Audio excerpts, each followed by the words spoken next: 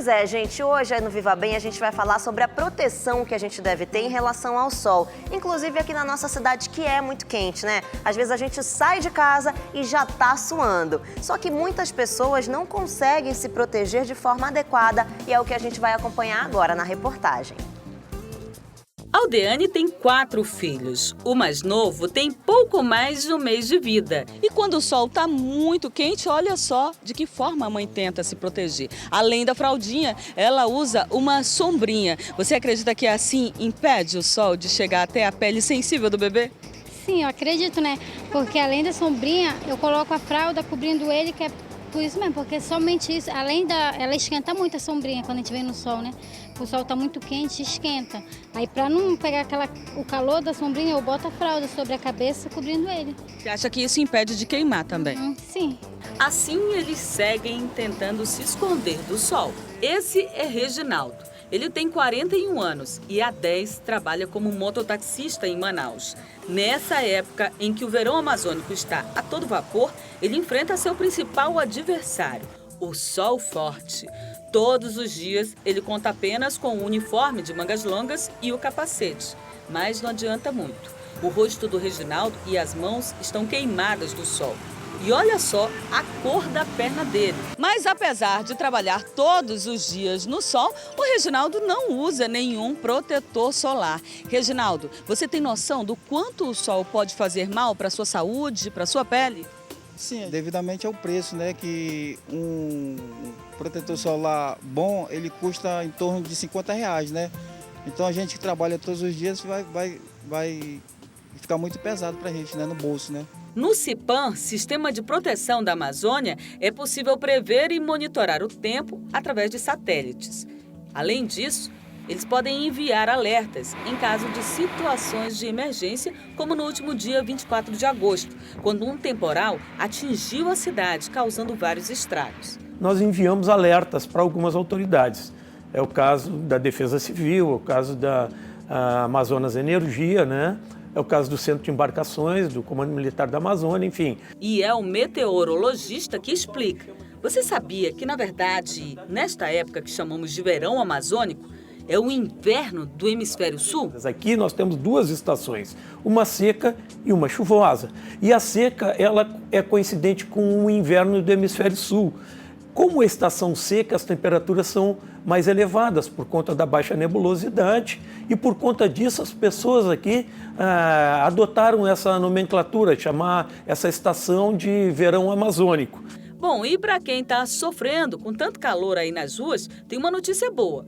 O calorão desse ano vai ser mais ameno do que no ano passado.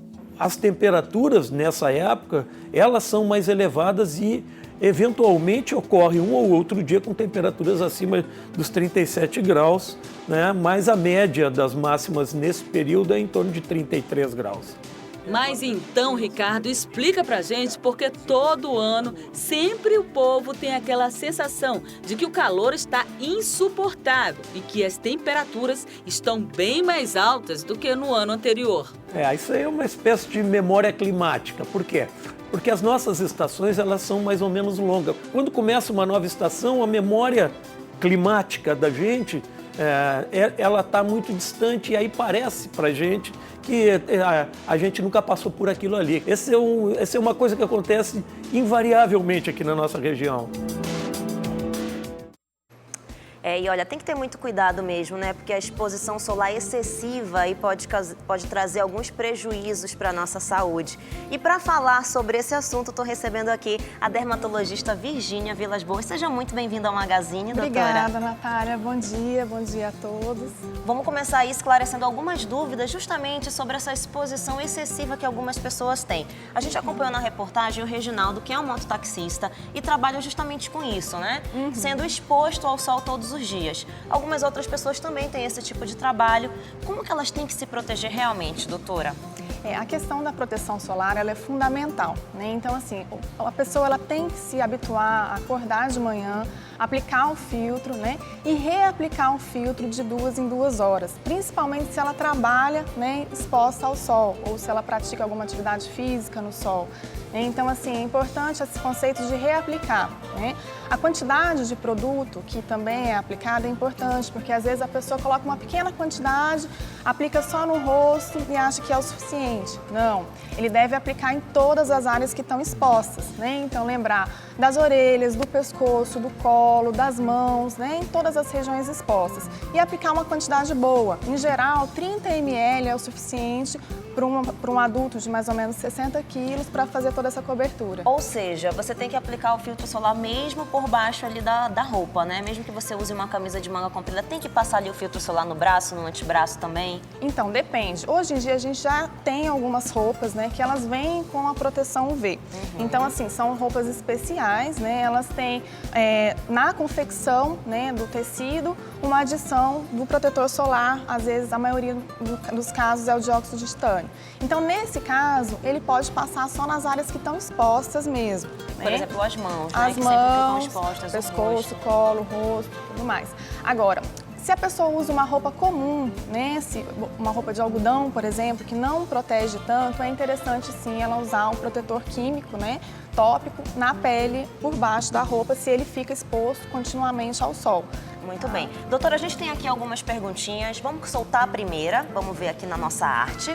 Olha só, a maquiagem com filtro solar protege? Hoje em dia a gente vê, né, que tem muitas maquiagens com filtro solar. E aí, protege ou a pessoa tem que passar realmente por baixo o verdadeiro protetor solar? Apenas ele? Tá. Então, tem dois conceitos diferentes. Uma coisa é o protetor solar com cor. Esse protetor, geralmente, ele tem uma proteção maior que 30 contra os filtros UVA e UVB e eles são seguros. Então, eles podem, sim, ser usados sozinhos, né? E ser reaplicados também ao longo do dia. A gente encontra eles na farmácia, é prescrito pelo dermatologista, então são produtos seguros, né? A função deles é proteger a pele. No caso, o pigmento que dá a cor é uma proteção a mais. Mas também existe só a base como fator de proteção solar. Nesses casos, tem que tomar cuidado, porque às vezes a proteção solar ela não é ampla, não é contra o UVA, UVB, né? É um fator de proteção pequeno, às vezes menor que 15, então nesses casos não protege. Que essa aqui que eu tô segurando laranja, ela é uma base, não é? Com filtro solar. Essa outra aqui também é, né? Nesse caso é um protetor solar com cor. Então é isso que eu falei, né? Ele tem o pigmento que dá a cor. Eu posso passar aqui, doutora, rapidinho, Pode. só pra gente mostrar aqui a diferença pra quem tá em casa?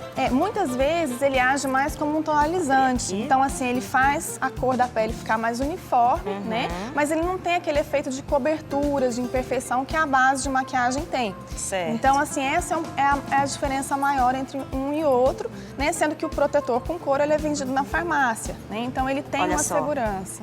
Essa aqui é uma cor assim mais escura, olha aqui. Isso. Geralmente Essa aqui, existem ó. 3 tonalidades, tá? De cada um do filtro solar com cor. Varia um pouco de marca para marca. Olha só que maravilha, hein? Isso aqui é um espetáculo pra mulherada, né? Que gosta Sim. ali de ficar bem maquiada e, gente, o mais importante de tudo, protegido. Olha só como é que ficou minha cor. Olha a diferença de uma mão pra outra. Tá E vendo? hoje em dia a gente já tem vários produtos com uma cosmética diferenciada, ou seja, eles são produtos que são desenvolvidos para pele oleosa, para pele com acne, então assim não fica pesado. E todos com protetor solar. Todos com protetor solar. Muito bem. Tem mais uma perguntinha pra você, doutora. Vamos ver então qual que é a próxima pergunta. Olha só. Roupa preta ou escuras no geral, protegem do sol? A gente ouve muito falar isso, né? Ah, coloca uma roupa preta, uma roupa com uma manga longa que aí vai proteger do sol. É verdade? O que acontece? A roupa preta, ela realmente absorve um pouco mais da radiação. Então, se for comparar a cor escura, né, com a cor clara, a cor escura, ela protege um pouco mais, né? Mas não é só isso que faz o tecido, né, no caso, proteger. Então, existem vários fatores, como, por exemplo, a espessura do fio, como é a trama. Então, quanto mais fechadinho é o tecido, mais ele protege, né? Se tem ou não a adição do protetor solar, né, no tecido. Então, assim, são vários fatores que vão influenciar. Por exemplo, uma camiseta molhada, ela protege menos do que uma camiseta seca. Tá? Então, a umidade é um outro fator que vai influenciar. Então, existem vários fatores que influenciam. O ideal é a pessoa comprar uma roupa apropriada que já vem com filtro de proteção. Agora, falando em filtro solar, muita gente fala assim, hoje amanheceu chovendo, como a gente viu aí na reportagem, né? Às vezes fica aqui, né, o clima fica nessa loucura, às vezes chove, às vezes faz muito sol. E aí, quando amanhece um dia mais friozinho, né, mais ameno, algumas pessoas acham que não precisam usar o filtro solar, mas sempre tem aquele mormaço. E algumas pessoas falam que o mormaço queima. É verdade ou não? É verdade, porque assim, no dia nublado, né, no caso as nuvens, elas ajudam a filtrar um pouco da radiação. Então, cerca de 20% só. Então, assim, a pessoa ela não está protegida nesse dia que está nublado. Precisa, sim, aplicar um filtro solar nesses dias, quando está nublado, quando está chovendo, todos os dias. Mesmo que o sol esteja escondidinho, né? Mesmo que o sol esteja escondido.